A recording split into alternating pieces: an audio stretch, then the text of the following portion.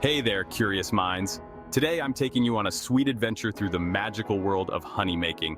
Ever wonder how that golden sticky goodness ends up in your jar? Well, buckle up because it's a wild ride. First up, let's talk about the stars of our show. The bees. These little guys are rock stars of efficiency.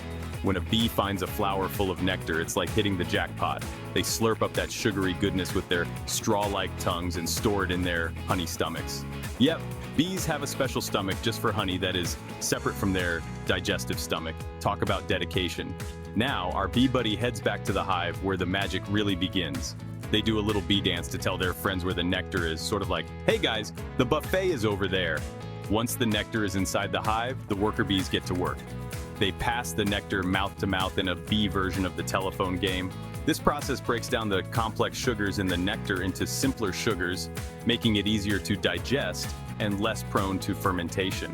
By the time they're done, it's no longer nectar, it's the very beginnings of honey. But hold on, we're not there yet.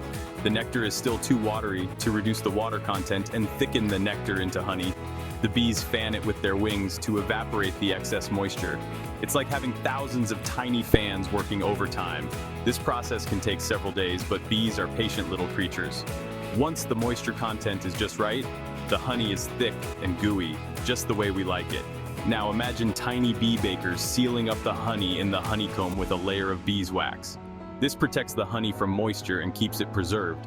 This is like putting a lid on the jar, keeping the honey fresh and safe from any unwanted intruders.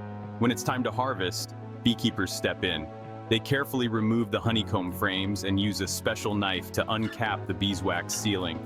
Then the frames go into a centrifuge, spinning them around to extract the honey.